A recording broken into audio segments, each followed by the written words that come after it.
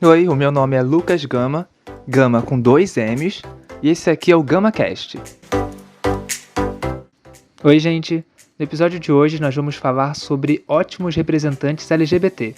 E vai ser o seguinte, eu fiz uma listinha, é bem pequena, com alguns personagens que, na minha opinião, agregam a trama em que eles estão inseridos, de forma que a sua sexualidade seja uma característica importante para aquele personagem. Um personagem que vai fazer com que você se identifique com ele. Mas olha, para fazer parte dessa listinha, o personagem precisa se encaixar em alguns requisitos. Por exemplo, a sua sexualidade não precisa mover a trama principal e nem ter um grande impacto na própria narrativa do personagem.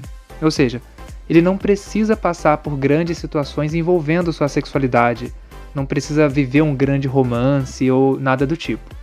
Mas ele precisa trazer alguma importância que justifique essa afirmação. Não adianta só falar que o cara é gay se a gente não se conecta com esse lado dele, tá bom? E o primeiro da lista é o Damian, de Meninas Malvadas, que eu adoro. Eu acho que não podia ficar de fora, porque Meninas Malvadas é um filme que me marcou muito, é um clássico, passa na sessão da tarde direto, sempre que passa eu assisto, tá por aí nos streamings, quando eu tô fazendo uma coisa eu deixo passando. E é um filme lançado em 2004, que traz um personagem importante pra trama, que é gay, abertamente gay. Tanto que a Janice, que é a sua melhor amiga, o descreve como gay demais da conta. Sendo assim, a gente precisa ver esse lado, enxergar essas características do Damian, e é por isso que ele tá aqui na lista. E como Meninas Malvadas foi lançado em 2004, eu vi quando eu tinha acho que uns 12 anos, eu ainda não me identificava como uma pessoa LGBT, acho que eu nem pensava muito sobre o assunto, mas eu conseguia não exatamente me ver no Damian, mas eu gostava de ver a liberdade que ele tinha para não ser o padrão da masculinidade que eu estava acostumado a lidar. Porque eu via televisão, eu ouvia comentários bem maldosos do meu pai, dos meus tios. Então, quando eu olhava para a televisão e eu via um personagem sendo afeminado e sendo bem seguro de si, confiante, eu achava isso muito legal. Eu acho que tem algumas coisas na nossa vida que a gente vai pegando certas coisas, vai agregando na nossa mente, que fica meio que no nosso subconsciente, e com o tempo a gente começa a perceber que aquilo dali estava moldando ideias pra gente. A gente começa a prestar mais atenção à nossa volta e perceber que certas coisas que a gente pensava que não era legal, na verdade, é uma opinião que colocaram na nossa cabeça e que na verdade não tem nenhum problema. O Damian ser afeminado não interfere nada na vida de ninguém, mas na vida dele, ele poder ser afeminado, ele poder falar do jeito que ele quer, do jeito que ele se sente à vontade, é uma coisa que faz muita diferença. Então ele era um personagem que estava livre ali para poder ser como ele queria ser.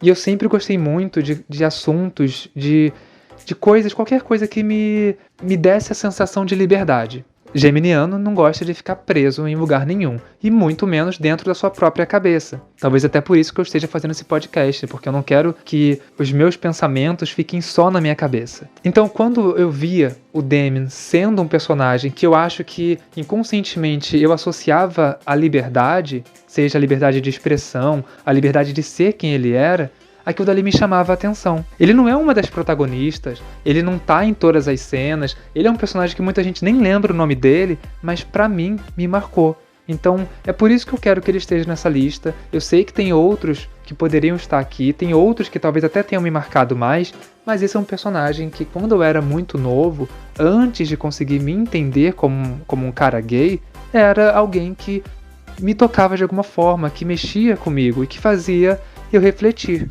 E talvez outras pessoas, talvez até que tivesse algum tipo de preconceito, tenham refletido sobre o personagem e sobre como a pessoa agia na vida real. Apesar dele não ser o protagonista e nem ser uma menina malvada, apesar dele também ser malvado, suas características como LGBT, como adolescente gay, são indispensáveis.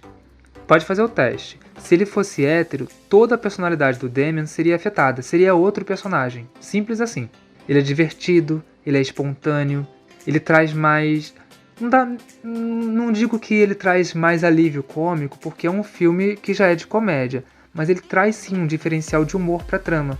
Ou seja, o Demian merece muito fazer parte dessa lista, e é uma representatividade muito legal de acompanhar e que fica ainda mais divertido na dublagem brasileira.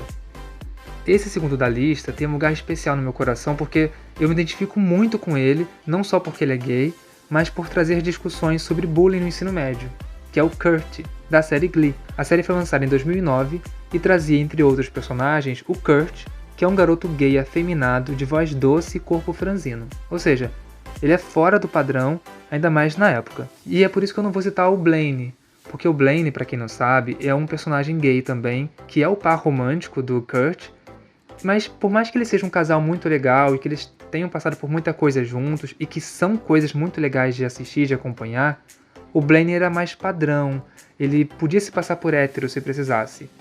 E o Kurt, justamente por não ter esse privilégio, digamos assim, ele acabava sofrendo muito bullying.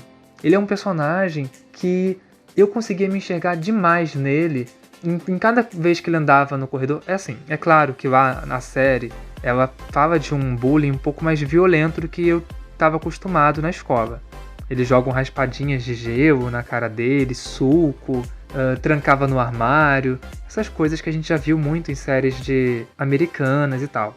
Mas ele trazia um personagem que lutava contra todas essas questões sendo ele mesmo.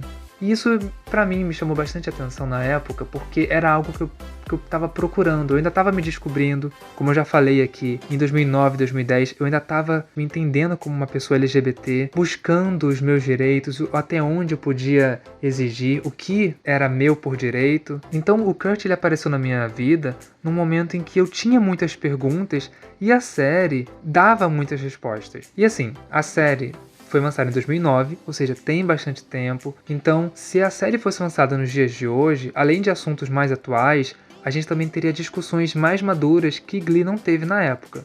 E também, uma coisa que a gente tem que comentar, é que Glee é uma série que não envelheceu muito bem. Tem muitas questões que a gente fica torcendo o nariz e que a gente fica um pouco confuso do porquê que foi mostrado desse jeito, porquê que falava sobre esse assunto dessa forma, por que ninguém comentou sobre determinada coisa naquele momento. Também era uma série muito, muito leve, então até assuntos que poderiam ser mais pesados, como acidente, drogas, suicídio, mortes, acabavam sendo tratados de uma maneira muito mais leve. Mas eu sinto que toda na questão de sexualidade dos personagens e de identidade de gênero era mais... eles tinham um cuidado maior. Então, se por um lado eles tentavam amenizar demais certos assuntos, em outros eles tomavam cuidado de apresentar aquilo pra gente de uma maneira mais sensível.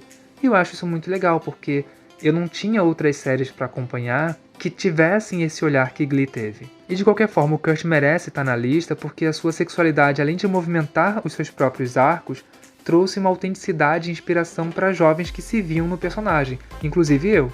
Glee é uma série que, quando se trata de representatividade LGBT, é uma série que se destaca, é uma série que tem pontos que envelheceram mal sim, mas ainda é uma série que a gente pode lembrar com orgulho e falar, olha, essa série aqui na minha adolescência fez diferença. Quando eu estava passando por determinada situação, Glee estava lá comigo e eu consegui usar a série para escapar de um momento de muita tensão, de muita tristeza, muito difícil, ou também de usar a série como inspiração para sair de determinadas situações. Então eu sei que a gente dá para fazer um outro episódio só comentando sobre Glee e falando sobre coisas que eles podiam ter mudado, podia ter sido um ator cadeirante interpretando um personagem cadeirante.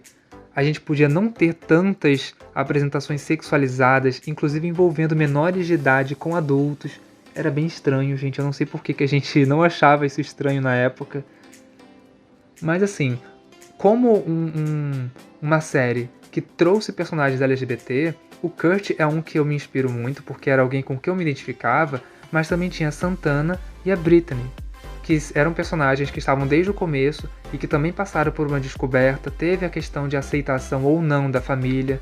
Enfim, é uma série que, se você ainda não assistiu, eu acho que dá pra dar uma chance, dá pra dar uma conferida, ver se você se identifica com alguns pontos, se você passou por isso na sua época de adolescência, de ensino médio, se você está no ensino médio e passa por algo parecido. E também, para quem já assistiu, acho que todo mundo concorda que é uma série que merece uma nova versão. Eu não quero um remake não, mas eu gostaria de uma nova versão daqui a alguns anos. Acho que seria bem legal. E por último, mas não menos importante, uma personagem da minha série preferida, Willow Rosenberg, de Buffy a Caça-Vampiros. Se você ainda não assistiu, mas tem vontade, saiba que eu vou dar alguns spoilers aqui, porque eu preciso falar um pouquinho dela e um pouquinho do arco dela ao longo de todas as temporadas da série. Pra quem não sabe o que é Buffy a Caça-Vampiros, Buffy é uma série que lançou lá nos anos 90, na verdade ela começou como um filme de 92, e o roteiro que o cara tinha pensado, que eu esqueci o nome dele, gente, mas o roteiro que tinha sido pensado era um roteiro mais maduro, era uma história de vampiros numa cidade, e que tem uma caçadora que ela tem o compromisso, uma obrigação, ela foi a escolhida para proteger as pessoas daqueles seres. Só que um filme, quando ele vai ser escrito, até todo o processo de filmagem, de edição, tudo isso passa por muitas pessoas, ou seja, acabou que o filme sofreu muitas mudanças e o que era para ser um suspense adolescente leve acabou se tornando um humor pastelão.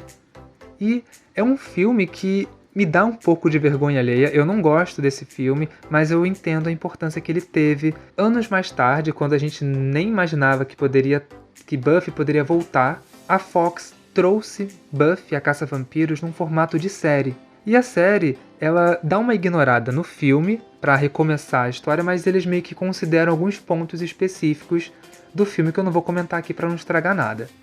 E também porque eu não lembro mais, gente. Eu vi esse filme tem muito tempo.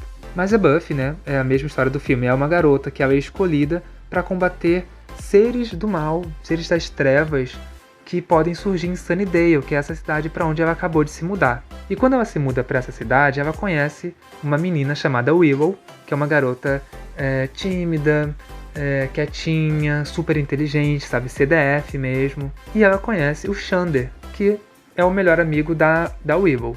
E os três acabam entrando nesse mundo, né, de sobrenatural, onde a Buffy precisa ter essa responsabilidade de proteger a cidade. A Buffy não tem muita escolha e tal, então é uma série muito legal, é uma série que tem um desenvolvimento muito bom de cada personagem. E eu vou falar da Willow justamente porque ela se encaixa nessa listinha de personagem LGBT, com uma boa representatividade, ela é uma boa representante LGBT. E isso porque era uma série lá dos anos 90, que era uma época onde eles não arriscavam tanto trazer uma personagem lésbica, um personagem bi, um personagem gay, não era tão aberto como é hoje, a gente já sabe disso. E a Willow começou em Buffy como uma estudante tímida e CDF, que ajudava lá nas questões de pesquisa, principalmente, e em alguns momentos ela se via mesmo dentro dos confrontos. Ela não exatamente lutava, mas ela se virava, sabe? E ela acabou se tornando não só uma das personagens mais poderosas, mais interessantes e mais queridas, mas ela também se tornou uma vilã emblemática que trouxe grande importância para ela mesma e para a série. Nas primeiras temporadas, a Willow tem um interesse romântico no Oz, que é um outro estudante que tá ali, acho que eles já estão na faculdade nessa época. E é um personagem muito legal, então você torce pelo romance entre eles. Mas tem uma coisa muito curiosa. Antes disso, em algumas temporadas anteriores, em um episódio de Halloween, aparece uma versão maligna da Willow vinda de outra dimensão, de uma outra realidade. E ela aparece como uma vilã, e por causa de umas atitudes aqui e ali, de algumas referências, a própria Willow comenta: "Nossa, eu acho que essa minha versão é gay." E a gente acha isso engraçado, é uma piada, a gente pensa que é uma piada. Mas, tempos mais tarde, depois que a relação com Oz não deu certo, a Willow se apaixona pela Tara, uma menina bruxa que acabou ensinando a Willow sobre seus próprios dons, porque a Willow se descobriu bruxa graças a Tara. E as duas se tornaram grandes amigas e logo depois se tornaram namoradas. E tem um momento bem especial que é quando a Willow conta pra Buffy, né, que é a melhor amiga dela, sobre a sua sexualidade. E eu gosto muito porque a série mostra uma protagonista muito humana, muito real. Porque no primeiro momento, a Buffy fica meio surpresa e confusa. ela fica meio sem reação. Eu lembro que ela andou assim pelo quarto e pensando, então tá, né? Mas assim, ela entende que o que importa pra ela é a felicidade da Willow. Elas são melhores amigas, então ela meio que fica surpresa porque talvez ela não tivesse percebido muito esse lado da Willow, mas aceita a ideia numa boa. E o relacionamento da Willow e da Tara é muito bem explorado e tem umas situações especialmente importantes pro arco das duas, mas que eu não posso dar spoiler, porque se eu contar, pode estragar a sua experiência quando você for assistir Buffy a Caça-Vampiros. E eu recomendo mesmo que assista, porque é uma série que dizem que é a série mãe, juro pra vocês. Porque muita coisa que a série Buffy fez, séries hoje em dia fazem porque Buffy fez lá atrás. Bom, é isso, gente. Tomara que você tenha gostado. Eu sei que ainda bem essa lista hoje pode ser muito maior. Tem um monte de personagens por aí na ponta da língua. Eu sei que vocês estão com um monte de personagem que eu poderia trazer aqui nessa mesma lista, mas eu posso fazer uma segunda parte mais pra frente, se alguém quiser. Eu escolhi esses 3 com muito carinho, porque eu gosto muito deles, eles tiveram uma importância muito grande pra mim. Mas é isso, me fala depois se vocês querem uma parte 2, se querem um só de filme, um só de série, me conta que eu vou adorar fazer. É isso, gente, obrigado, tomara que você tenha gostado, que esteja aqui no próximo episódio e se cuida. Um beijo!